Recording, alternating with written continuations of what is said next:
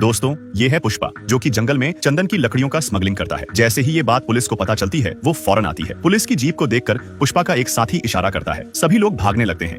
तब पुष्पा कहता है, लकड़ियों को छुपा दो, जिसके बाद सभी लोग लकड़ी छुपाने लगते हैं। पुलिस आती है और सभी लोग भागने लगते हैं। पुलिस वाला पूछता है, तुम लोग यहाँ क्या कर रहे हो? तब एक लड़का कहता है, साहब हम लोग बकरी चराने आए हैं। पुलिस वाला पुष्पा के हाथ में कुड़हाली देख लेता है और पूछता है, बकरी चराने आए हो तो इस कुड़हाली का क्या काम? पुष्पा कहता है, जब कोई शेर बकरी का शिकार करने आए तब उस वक्त काम आएगी। जिसके बाद पुलिस वाला पुष्पा का कॉलर पकड़ लेता है और पुष्पा के सिर पर बंदूक तान देता है। तब पुष्पा कहता है, आप तो एक गोली चलाओगे, लेकिन यहाँ 50 कुड़हाली चलेगी। पुलिस वहाँ से जाने लगते हैं। पुलिस के जाते ही पुष्पा रस्सी काटता है और सारी लकड़ियां गिर जाती हैं। सभी लकड़ियों को ट्रक में लोड करते हैं और सभी मजदूर अपना अपने पैसे लेने लगते हैं। पुष्पा कहता है, जब कोई शेर बकरी का शिकार करने आए तब उस वक्त काम आएगी। जिसके बाद पुलिस वाला पुष्पा का कॉलर पकड़ लेता है और पुष्पा के सिर पर बंदूक तान देता है। तब पुष्पा कहता है, आप तो एक गोली चलाओगे, लेकिन यहाँ 50 कुड़हाली चलेगी। पुलिस वहाँ से जाने लगते हैं। पुलिस के जाते ही पुष्पा रस्सी काटता है और सारी लकड़ियां गिर जाती हैं। सभी लकड़ियों को ट्रक में लोड करते हैं। सभी मजदूर अपने अपने पैसे ले रहे होते हैं। तभी पुलिस अपनी फौज लेकर आ जाती है। तभी पुष्पा एक पत्थर उठाता है और पुलिस वालों को मारता है और वो पत्थर एक पुलिस वाले को लग जाती है। जिसके बाद सभी मजदूर भी पुलिस वाले को मारने लगते हैं। पुलिस वाले डर के छुप जाते हैं। पुलिस वाला जब गोली चलाता है तो सभी वहाँ से भागने लगते हैं। उधर पुष्पा ट्रक लेकर चले जाता है, जिसके बाद पुलिस वाला भी उसका पीछा करता है। पुलिस वालों को ट्रक नहीं दिखता। पुष्पा उधर से चलते चलते आ रहा होता है। पुलिस वाला पूछता है, ट्रक किधर है? पुष्पा कहता है, मुझे क्या पता, और गाना गाते गाते पुलिस जीप में बैठ जाता है। पुलिस वाले पुष्पा को बहुत मारते हैं, लेकिन पुष्पा कुछ भी नहीं बताता, क्योंकि चंदन की लकड़ियों से उसे बहुत पैसा मिलने वाला था। पुलिस वालों को ट्रक नहीं दिखता। पुष्पा उधर से चलते चलते आ रहा होता है। पुलिस वाला पूछता है, ट्रक किधर है? पुष्पा कहता है, मुझे क्या पता, और गाना गाते गाते पुलिस जीप में बैठ जाता है। पुलिस वाले पुष्पा को बहुत मारते हैं, लेकिन पुष्पा कुछ भी नहीं बताता, क्योंकि चंदन की लकड़ियों से उसे बहुत पैसा मिलने वाला था। दोस्तों, ये है झोली रेड्डी, जो कि पुष्पा से लकड़ी लेता था। झोली रेड्डी लकड़ी का पता पूछता है। पुष्पा कहता है, 4 लाख दो, फिर बताऊंगा। झोली रेड्डी गुस्से में पुष्पा का कॉलर पकड़ लेता है। तब पुष्पा कहता है, अगर मैं पता नहीं बताऊंगा तो तुम्हें लकड़ी कहाँ से मिलेगा? झोली रेड्डी तैयार हो जाता है। पुष्पा उसे कुएं के पास ले जाता है, क्योंकि पुष्पा पुलिस से बचने के लिए ट्रक को कुएं में गिरा दिया था। झोली रेड्डी को उसका लकड़ी मिल जाता है और पुष्पा को उसका पैसा। पुष्पा जब गाड़ी में बैठ रहा होता है, तब झोली रेड्डी कहता है, काम होने के बाद तू कौन और मैं कौन? और पुष्पा के मुंह पर पैसा मार देता है। पुष्पा गुस्से में केशव से कहता है, जा मेरे लिए भी गाड़ी खरीद के ला। केशव उसे समझाने लगता है। तब पुष्पा कहता है, मैं आया था गाड़ी में और जाऊंगा भी गाड़ी में। पुष्पा नई गाड़ी लेकर अपनी माँ को खुशखबरी देता है। पुष्पा गुस्से में केशव से कहता है, जा मेरे लिए भी गाड़ी खरीद के ला। केशव उसे समझाने लगता है। तब पुष्पा कहता है, मैं आया था गाड़ी में और जाऊंगा भी गाड़ी में। पुष्पा नई गाड़ी लेकर अपनी माँ को खुशखबरी देता है। पुष्पा कोंडा रेड्डी के घर जाता है तो देखता है कि वो अपने आदमियों को मार रहा होता है, क्योंकि उनकी वजह से पुलिस वालों ने चंदन की लकड़ी को पकड़ लिया था। तब पुष्पा कहता है, ऐसे ले जाओगे तो गली का वॉचमैन भी पकड़ लेगा। कोंडा रेड्डी कहता है, तुम्हारे पास कोई आइडिया है तो बताओ, मैं तुम्हें 50% कमीशन दूंगा। पुष्पा सभी को वहाँ से जाने के लिए कहता है, जिसके बाद सभी लोग जाने लगते हैं। तब पुष्पा बताता है, हम दूध की ट्रक में चंदन की लकड़ी रखेंगे, उसके बाद दूध डाल देंगे। अगले दिन पुष्पा ट्रक ले जाता है। पुलिस रोकती है और ट्रक चेक करती है। ट्रक पुष्पा कहीं जा रहा होता है, तभी उसकी नजर श्रीवल्ली पर पड़ती है और वो उसका पीछा करता है। पुष्पा देखता है कि श्रीवल्ली उसे देखकर मुस्कुरा रही है। पुष्पा श्रीवल्ली से पूछता है, क्या तुम मुझसे प्यार करती हो? तब श्रीवल्ली बताती है, हम जब फिल्म देखने गए थे तो तुम्हारे दोस्त ने हमें पैसे देकर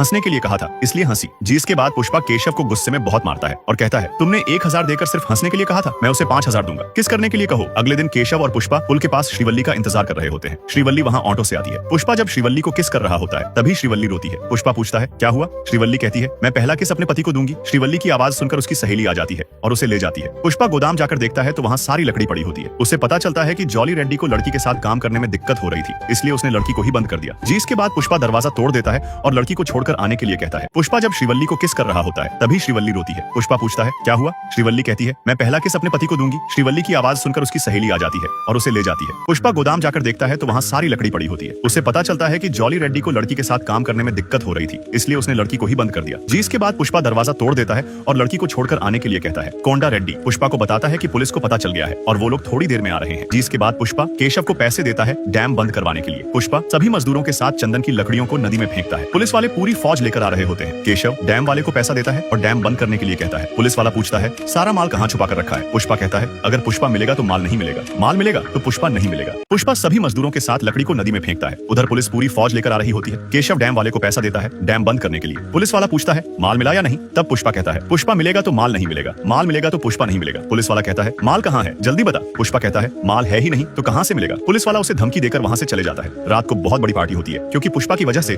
कई करोड़ का माल बच गया। पुष्पा बहुत परेशान होता है, क्योंकि मंगल सीनू उनसे माल सस्ते में खरीदता है और दूसरों को महंगे में बेचता है। कोंडा रेड्डी कहता है, मैं कुछ करता हूँ। उधर केशव श्रीवल्ली के बाप से कहता है, तुम्हारी बेटी के लिए पुष्पा सही है, तुम उसकी शादी करा लो, और वो कमाने भी लगा है। श्रीवल्ली का बाप मान जाता है। अगले दिन पुष्पा मंगल सीनू के घर जाता है, लेकिन मंगल सीनू पुष्पा की बात सुनकर मना कर देता है। तब पुष्पा कहता है, ठीक है तो मैं आपसे सारा माल मुर्गन को बेचूंगा। मंगल सीनू के आदमी पुष्पा पर हमला करते हैं, लेकिन पुष्पा उन सभी को एक एक करके मजा चखाता है। पुष्पा कहता है, पुष्पा नाम सुनकर फ्लावर समझे क्या? फ्लावर नहीं, फायर है मैं।